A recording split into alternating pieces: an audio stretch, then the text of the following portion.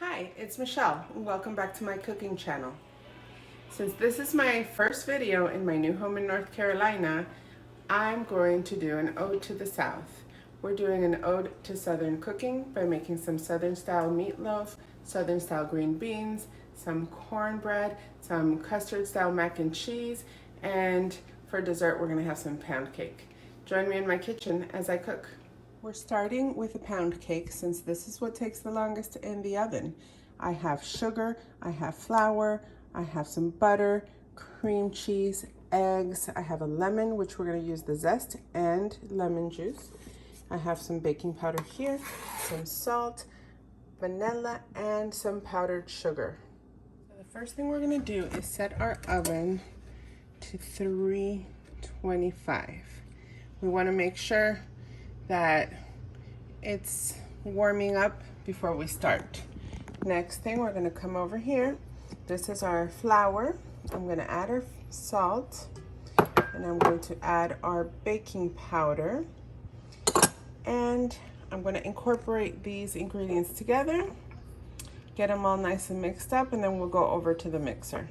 Okay, so here we are. I've whisked the dry ingredients. This is our baking powder, our salt, and our flour. I've whisked that just to mix it all up. And I'm going to start on my cream cheese and butter. So I have it in my mixer. Everything is room temperature. I'll show you. I'm gonna show you real quick. So room temperature butter, room temperature cream cheese. And you want to start whipping this. You put it in the mixer, make sure it's locked, and then start until they're both nice and creamy. It's gonna take a couple minutes. Okay, so I slowed it down a little to show you. Let me just turn it off. This is nice and creamy. Can you guys turn that off, please? So I'm gonna put the sugar in there right now. What is that? We're making cake, girls. And the girls are here. We're doing cake. So I'm going to start beating in the sugar. It's going to take about 5 minutes if these girls don't have at it. So we want to beat the cream and sugar. You're making a mess, Mariela. You beat the cream and sugar until it's nice and fluffy. That takes about 5 minutes. So I'm going to put it on medium. Okay, so we're done with that part anyway. So that has the cream cheese, the butter, and the sugar. So right now we're going to incorporate, so I'm gonna put that back in slowly. I'm gonna reach over here because I put the eggs in the wrong place. Sorry. I am gonna put the eggs in slowly. You wanna do it one at a time, but since I've already cracked my eggs, I'm just gonna let it go. Just put one, let it slowly incorporate. Once it's pretty much all mixed in, I'm gonna drop in the other one until all 4 eggs are in here. You want everything to be at room temperature. There we go. Since this, it's gonna make things easier for you in this stage. And just one last egg. I'm going to slowly, because I don't want this all over my kitchen, incorporate these together. I'm going to stop and just help the mixer a little bit, get it all nice and mixed. And right now, it's looking pretty good. It's nice and fluffy. I'm gonna add our vanilla. I'm going to add our lemon juice from that lemon, which, guys, I measured. I actually have been measuring, especially since this is baking, you want to measure. And the rind of the lemon.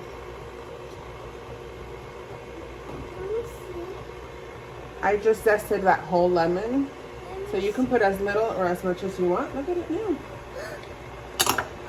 Okay, let me get this out of the way and we'll be right back. I thought I was getting this on film, but I didn't press record. I've started to add some of the flour. So you want to add the flour a little bit at a time especially in the beginning. With this kind of mixing bowl, you're gonna have, regardless of how slow you put it, you're gonna have some of that flour going over. Hey, it's not really all that bad if you go slow. So you just wanna get that flour incorporated. I'm gonna stick the rest of it in there. And I'm going to whip this up until the flour is fully incorporated. Oh, there.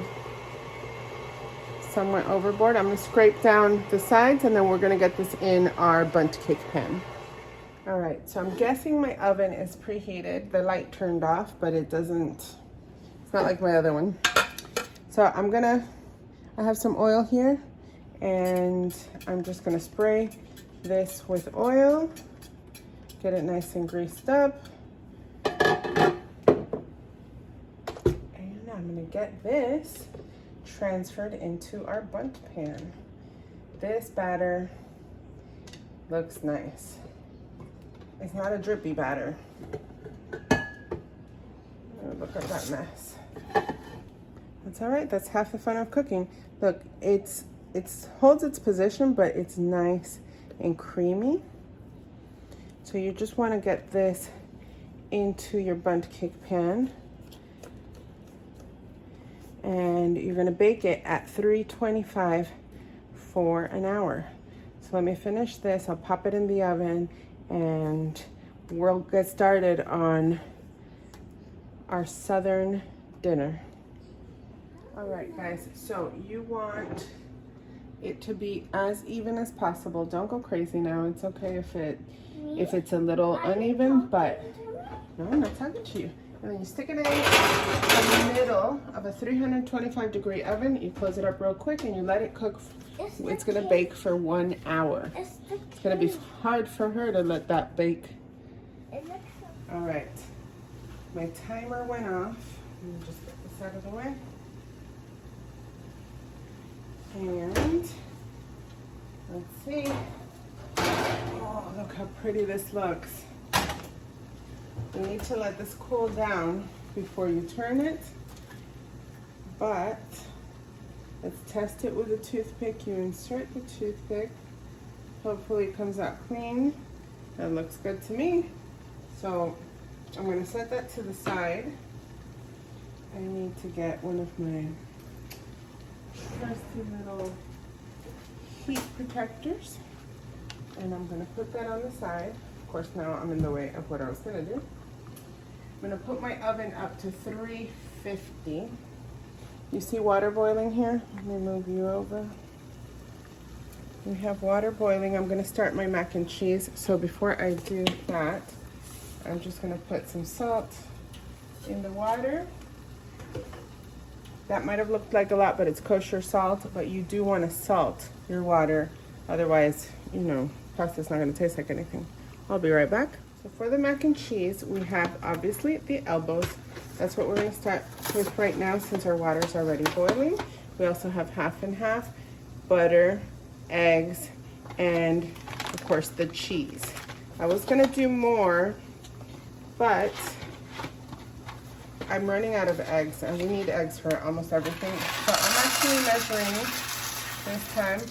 1, 2. We're using 2 cups of elbows. Put that to the side. I'm gonna give it 1 stir. I'm gonna cook according to the package instructions, okay? So I'm gonna let this boil and cook, and then we'll come back to assemble the casserole style mac and cheese.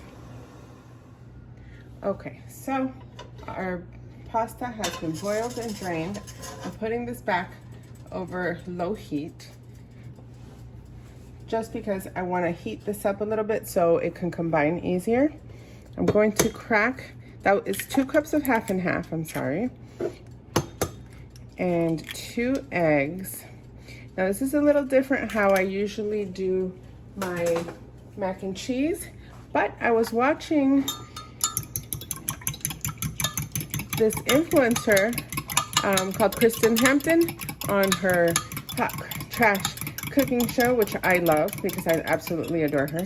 And this is how her mom or Verna or someone, I don't know, you know, sometimes the stories get a little crazy and I love her for that.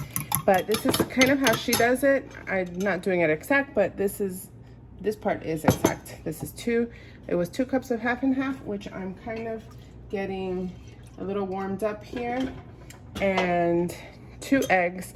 I'm gonna put half a stick of butter.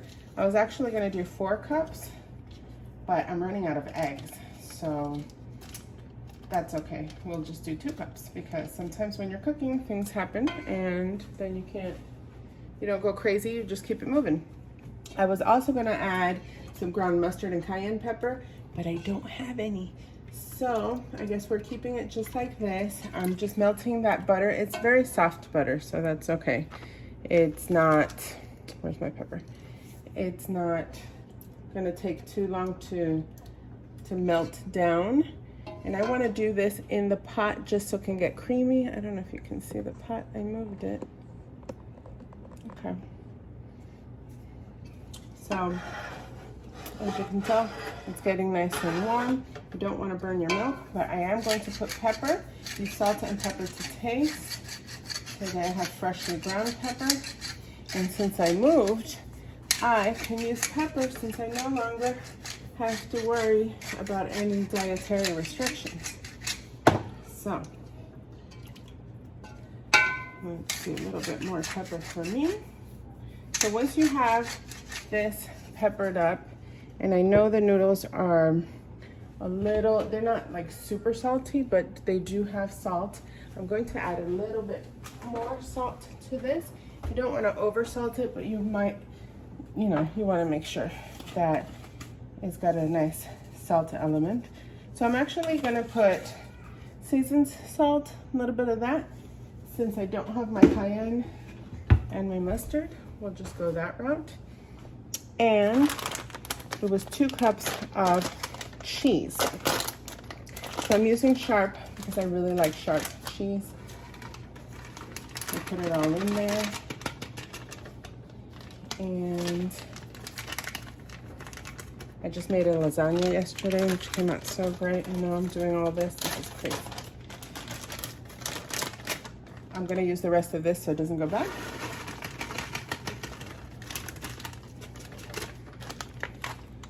So I'm just gonna start mixing this a little just to get it to warm up so the cheese can start melting. I'm not going to let it melt completely. I just want the melting process to begin so it can be kind of like the sauce. I'm not making a roux. This is not a stovetop mac and cheese. Those are good. This is just not what I'm making today. So I'm just stirring that a little so it can start melting, and before it gets too hot, because we don't want to make scrambled eggs, I'm going to add these egg and half mixture into the pot. You want to really temper it. You would put the hot, ooh, I made a mess there. Hot cream into the egg mixture with the half and half, but this isn't really too hot, so it's fine to do it like that. And just wipe everything down since we made a mess. And I'm gonna keep stirring just a little so we don't make scrambled eggs. And we'll put it back to the heat just for a little bit to continue melting. We're gonna continue melting that cheese, and let's see, without scrambling the eggs, of course. So it's at a 1. Still getting used to cooking in this kitchen. We moved 2 weeks ago. We're in the South Charlotte area. I really like it up here. It's very different from Miami, but I have found a lot of Hispanics up here, and it's very different than what I initially had thought, and different in a good way. So me and my girls are happy. They absolutely love it, even though they're getting used to the school. So now this is melted enough, not completely. As you can see, I'll show you right now, some of the cheese is still there, but that's okay because we're gonna stick this in the oven. And this is the hot salted elbows that we just boiled. So I'm gonna get this all mixed up, and you wanna put it in a casserole pan. It's gonna look very soupy right now, but just as long as you have that ratio, the 2 cups, well, it's a cup to a cup to a cup, right? So I put 2 cups of macaroni elbows, I put 2 cups of half and half, 2 eggs, and 2 cups, a little over 2 cups of the cheese. So our cream sauce is done, and it's gonna be great. So I'm gonna pop this into an oven at 375 degrees for about half an hour, more or less. I'm gonna start on the meatloaf. Everything got a little away from me, so I'm starting everything individually today, it looks like, but I'll start on the meatloaf and we'll be back. Okay, let me show this to you before I get it in the oven. See, it's very soupy, but that's okay. And I've done this before because I watch her cooking shows on Sundays, and I love it. And I make almost everything she says, or she does. And when she product tests, because she product tests on Tuesdays, I actually crave everything that she eats. I've had the cauliflower wings from Buffalo Wild Wings, and those are so good you can't even tell. But everything she eats, I want. So I'm gonna stick this in the oven at 375 degrees for about half an hour, and we'll be back to check on it. Okay, for the meatloaf, I'm actually gonna use turkey. I would use beef, but we ran out of beef because we've been making beef a lot. Ketchup, milk, pepper, I have salt, I have paprika, garlic powder, I should say, thyme, an egg, some saltine crackers. Typically I use some kind of breadcrumb, but since this is a southern dish, we're gonna make it like southerners do. I don't know if I said an egg already. I'm gonna use half of this onion and half of this bell pepper. We also have Worcestershire sauce. So you say that however you feel like saying it. This is how I say it. So I'm gonna chop up all my ingredients and start mixing it up. So here I have all of my ingredients for the meatloaf. I'm finishing up crunching that little pack of saltine crackers. That gave me 16. And like I said, I typically use breadcrumbs. I can't seem to talk today as I'm working, but I typically use breadcrumbs and not saltine crackers. But since this is a southern style meatloaf, I'm gonna keep it simple and do saltines. Plus, who doesn't love saltines? Now, since I had to buy, I can make some chicken salad on some saltine crackers or some tuna, or shoot, I'll even eat some meatloaf on some saltine. Anyway, here I have salt, pepper, paprika, garlic powder, and thyme. I'm gonna put that in there. I'm gonna add the onions. This is half of a chopped onion. I typically would saute that with garlic in the pan before adding it, but this is not how southern meatloaf is done. So we're just gonna combine all the ingredients. I have washed my hands, guys. This is milk. Put that there. I should have added this before the milk, but that's okay. Here come our saltine crumbles. This is the Worcestershire sauce and ketchup. I was gonna say, let me not get the ketchup all over myself, but then I got some on my thumb. Okay, put that there. And an egg. So I'm gonna incorporate all this together. Just mix it all up. You don't wanna overmix because then it toughens it up. I know this is turkey and not meat, but this, or beef, I should say. The same thing applies to the turkey. You can get away with stirring the turkey a little bit more since it is gonna be a little more loose than, let's say, a ground beef. But if you overmix any kind of ground meat, it's just gonna tighten up, it stiffens up and gets real dense. You don't want that. So you just want these ingredients to mix together, and then we're gonna put them in our loaf pan. And you can use ketchup or barbecue sauce. I have barbecue sauce, but it's spicy since I like everything spicy, but the girls wouldn't eat it. So we're just gonna use simple ketchup today. Keep it nice and Southern style.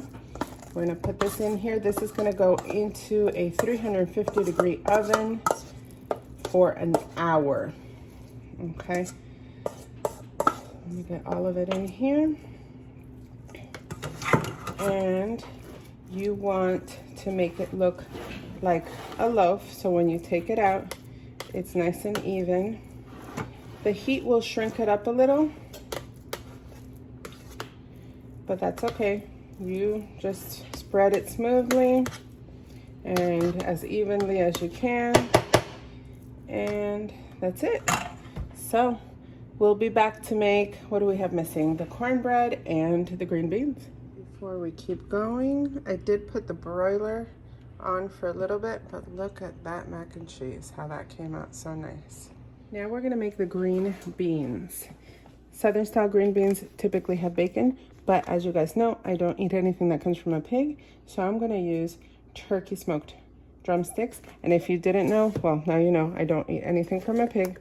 So I have some washed and trimmed green beans. I have salt, pepper, this is garlic powder, I have butter, I have chicken stock, and I have what's gonna give us our smoky component, the smoked drumsticks. Let's get this all in a pot. Okay, now I chopped up 2 rounds. Let's see, 2 rounds of the sliced turkey drumsticks that's been smoked. And I'm gonna start cooking this down. This is not really bacon, so you're not gonna get the grease out of it. I should have added some oil. I'm gonna add a little bit of oil, not too much. Let's do this backwards. Oops, and that's a lot. Okay, add oil. And we are going to cook these up, get them to release some of their smoky goodness. And so I would say cook this right now to medium. I'm gonna put it on medium high to let it not crisp up too much, but let it start releasing that flavor, get it soft because it was kind of hard. Soften it up, and then we'll add the green beans to the pot. All right, now that the smoked turkey has warmed up, I'm going to add a pound of the green beans.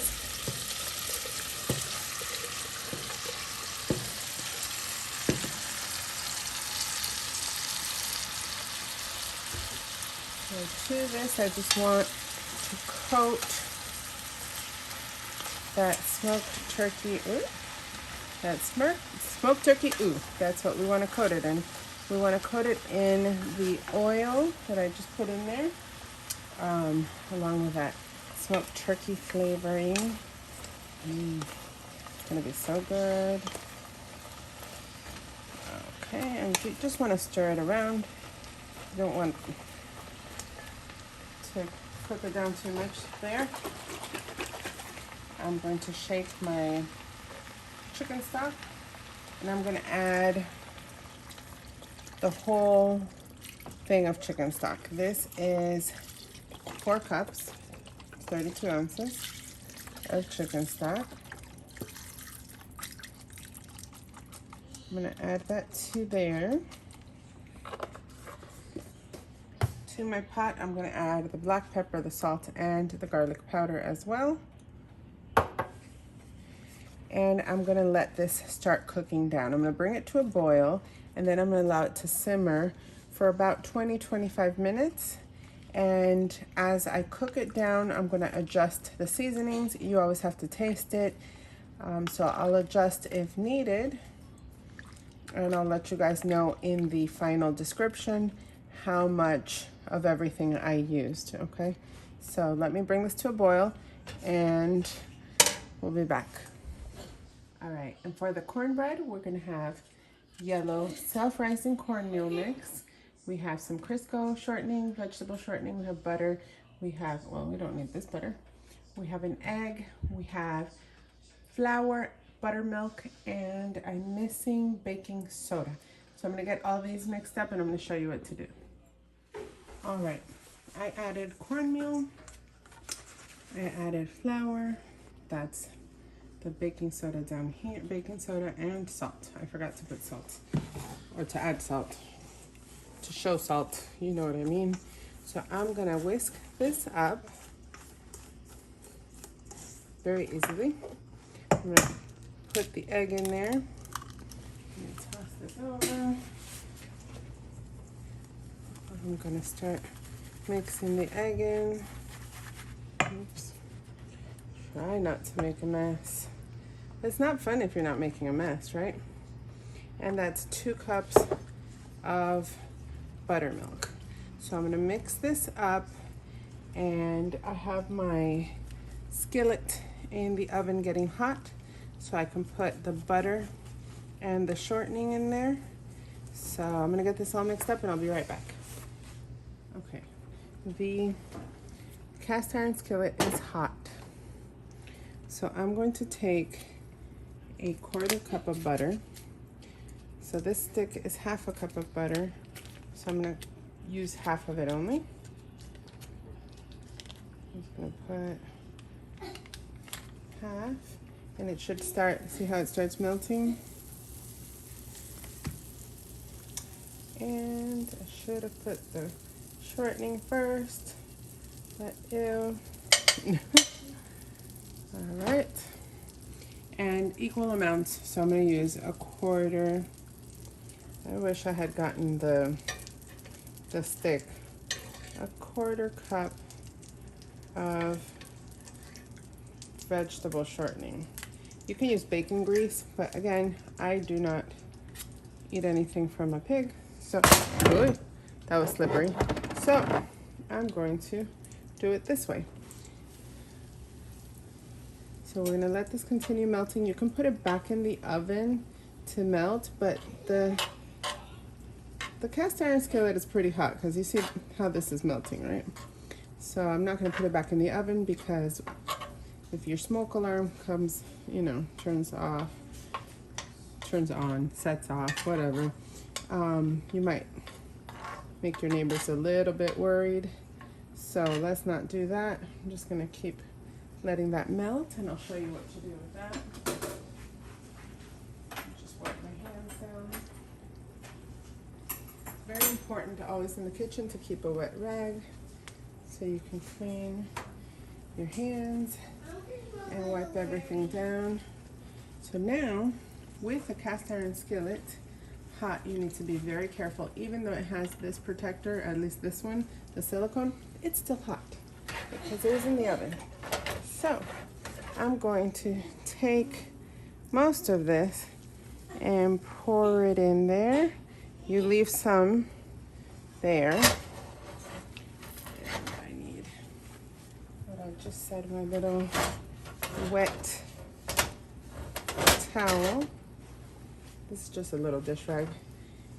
And I'm going to combine, I'm gonna stir this up. You get all the butter and the shortening stirred up into the cornmeal mixture. This is just self-rising cornmeal mix and flour and baking soda and salt. Now we add the shortening and the butter until it's fully mixed, and then we pour that in here. It's going to start crisping up along the sides because the skillet is hot, so it's already starting to cook, which is what you want. We're going to get this into a 450 degree oven and it should be ready in about 20-25 minutes. In the meantime, while we wait for our cornmeal, the green beans are still being cooked down. So they're getting soft. This has been about 25 minutes, more or less. And we'll give them a taste. They're starting to get tender. These were fresh. You can use frozen if you want. You don't have to cook them as long if you're using frozen. It's really good. I'm gonna actually add a little bit of seasoned salt because it's a little bland. And that seasoned salt has a couple little other things that will kick it up a notch. So I'll put that as well in the ingredients list. And it won't be too much, it'll be more to taste. We'll be back. Our green beans are just about done. I don't like them cooked too soft. These are very soft, but they're not like mushy. So I'm gonna add, okay. I'm gonna add 2 tablespoons of butter to that. And the cornbread is just about done, so we're almost ready to serve. Okay, cornbread is done. So we're gonna take it out of the oven. Look how nice this looks. It is heavy. Okay, so I'm gonna let this cool down just a little bit. Let's put it right there. And I'm gonna cut into it so we can plate. All right, it's ready. I'm so excited. Super excited. Let's get over here. Let's see if I can zoom in a little bit more. Oh, people, look at, you hear that crust? This is gonna be some good cornbread. All right, so we're gonna plate so I can taste all of this. Look at that. Yum.